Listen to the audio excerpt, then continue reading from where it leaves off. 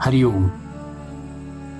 राजा जनक आणि सर्वज्ञानी श्री अष्टावक्र यांचा ज्ञानसंवाद. अष्टावक्र गीता अध्याय 18 श्लोक 14. व मोह क्वच वाश विश्वम क्व त्वद्वायानम व मुक्तता सर्व संकल्प सीमायाम विश्रांतस्य महात्मनः. अनुवाद. सर्व संकल्प नष्ट झाल्यावर शांत वृत्तीने जगणाऱ्या महात्म्यासाठी कशाचा मोह व कुठला संसार, कशाचे ध्यान व कुठली मुक्ती. ज्ञानी पुरुषासाठी हे सर्व निरर्थक आहे. विवेचन. भारतीय धर्मात महात्मा, गुरु, संत, ज्ञानी हे शब्द उच्च बोध झालेल्या व्यक्तीचा निर्देश करतात. महात्मा असणाऱ्या पुरुषाच्या चित्तवृत्ती शांत स्थिर असतात.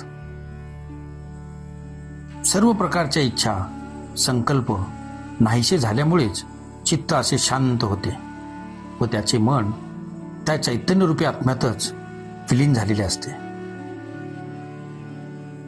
ज्याच्या इच्छा शिल्लक आहेत, काहीतरी करण्याची किंवा प्राप्त करण्याची वासना आहे, ज्याच्यात अहंकार आहे, त्याचे मन नेहमी चिंताग्रस्त आहे. त्याच्या मनात स्वर्ग व मोक्ष प्राप्तीची इच्छा जागृत आहे. तो चांगले वाईट असा फरक मानतो. ज्याला जीव, ब्रह्मा व सृष्टी हे वेगवेगळे दिसतात, असा माणूस ज्ञानी नसतो व महात्मा सुद्धा नसतो. राख फासून नागडे होऊन भगवी वस्त्रे पांघरून चिमटा घेऊन बडबड केल्याने कोणी महात्मा होत नाही.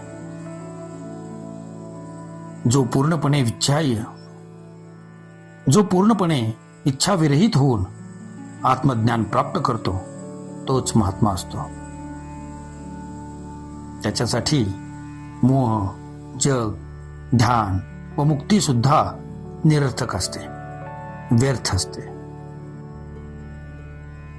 ही सर्व मनाचीच वृत्ती प्रवृत्ती असते. जेव्हा मनच शिल्लक नाही तेव्हा ह्या मनाच्या वृत्तीचे अस्तित्व तरी कुठून शिल्लक राहणार. अध्याय 18 श्लोक 15.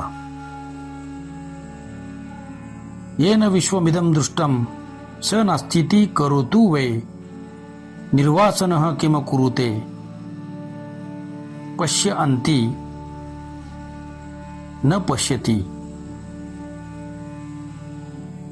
अनुवाद. ज्याला जग वास्तव वाटतो तो त्याचा अस्वीकार का करेना, पण वासनारहित पुरुषाला त्याचे काय, तो तर पाहून सुद्धा पाहत नाही. विवेचन. जगाला वास्तव मानणारा, जगाचा स्वीकार करणारा तर वासनाग्रस्त असतोच, कारण त्याला जगात असे स्वारस्य असेल तशाच दृष्टीने तो जगाकडे पाहतो व त्याची दृष्टी वासनेचीच असते. कधी कधी शास्त्रे ऐकून ऐकून त्याची मोक्षप्राप्तीची वासना प्रबळ होते. यामुळे तो सुद्धा ज्ञानी पुरुषाप्रमाणे सांगत फिरतो की संसार माया आहे, भ्रम आहे, असत्य आहे. संसार वास्तवात अस्तित्वात नसून दोरीत साप दिसावा ह्या प्रकारच्या भ्रमाप्रमाणे आहे.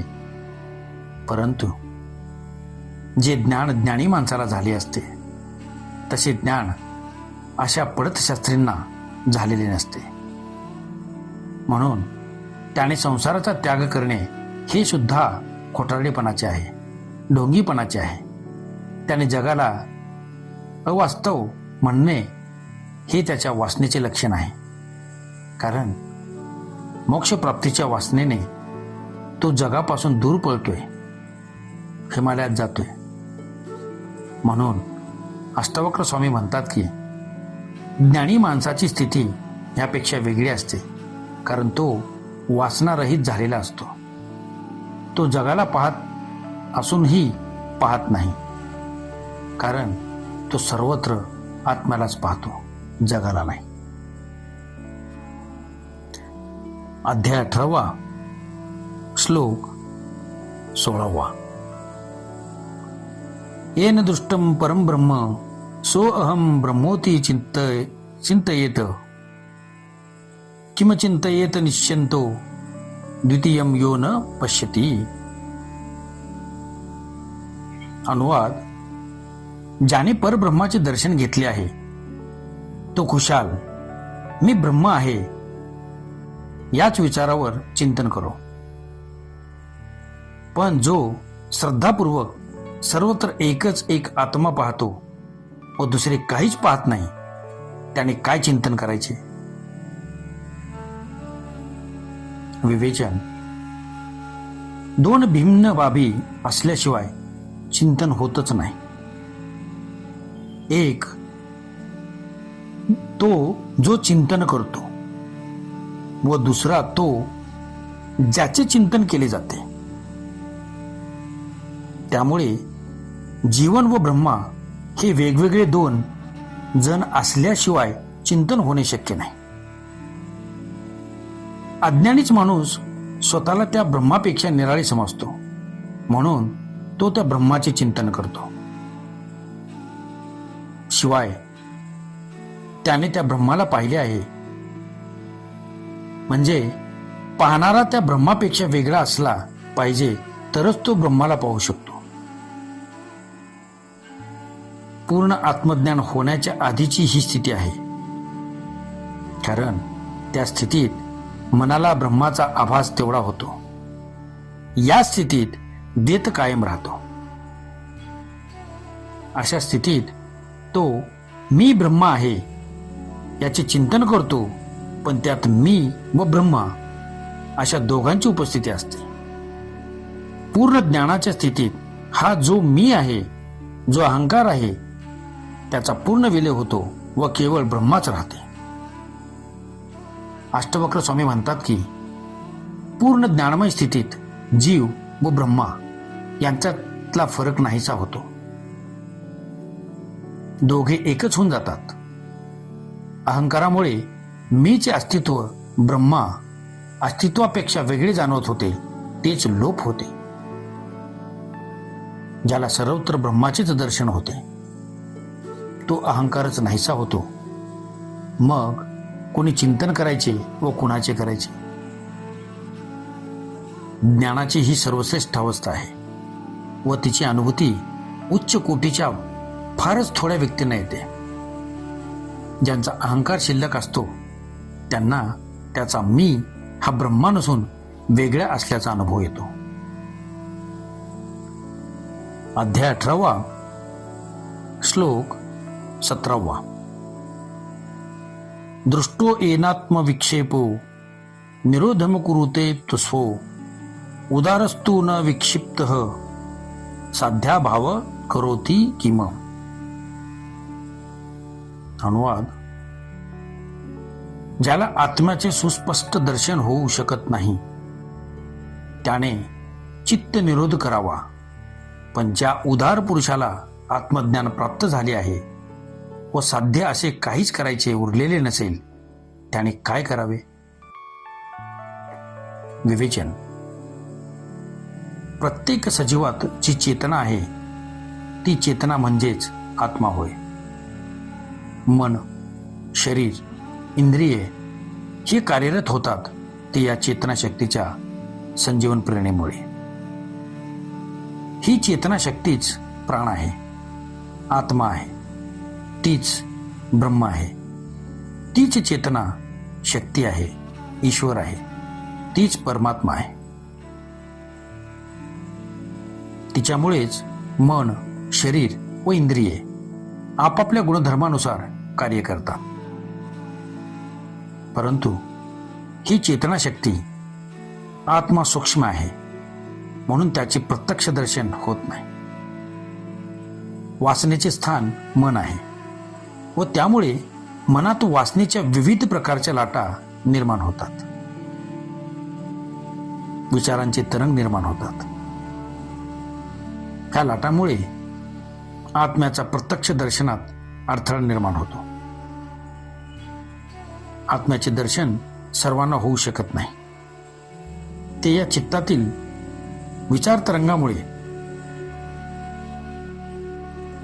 योगशास्त्रात अशा सिद्धांत आहे की जर या चित्तवृत्तीचा निरोध केला तर आत्म्याचा अनुभव होऊ शकतो. म्हणून योगी आत्मज्ञानाकरिता चित्तवृत्तीचा निरोध करतात. हा वृत्ती निरोध साधनेची अवस्था आहे. अष्टवक्र स्वामी सांगतात की अशा प्रकारे चित्तवृत्तीचा निरोध तेव्हाच केला जातो जेव्हा आत्म्याच्या दर्शनात या वृत्तीतील तरंगाचा अडथळा होतो. परंतु ज्या पुरुषाला आत्मज्ञान दर्शनात या वृत्तीतील तरंगाचा अडथळा होतो, परंतु ज्या पुरुषाला आत्मज्ञान झाले आहे, ज्याचे चित्त शांत व तरंगविरहित झाले आहे, याला साध्य करण्यासाठी काही उरलेले नाही व मन चित्त नावाची गोष्ट त्याच्याजवळ उरलेली नाही, त्याचे काय करावे? त्याच्यासाठी कशाची साधना? ती संभवतच नाही. चित्त, मन, जग, शरीर हे सर्व त्याच्यासाठी निरर्थकच नाहीत का? मग निरोध कशाचा करावा? जोपर्यंत चित्त आहे तोपर्यंत निरोध करता येईल. ज्ञानप्राप्ती पूर्वीच्या अवस्थेत साधन, साध्य, साधक अशा 3 गोष्टी अस्तित्वात असतात. ज्ञानप्राप्तीनंतर चित्ताचे अस्तित्वच नाहीसे झाल्यावर साधना निरर्थक ठरते. ओम शांती शांती शांती.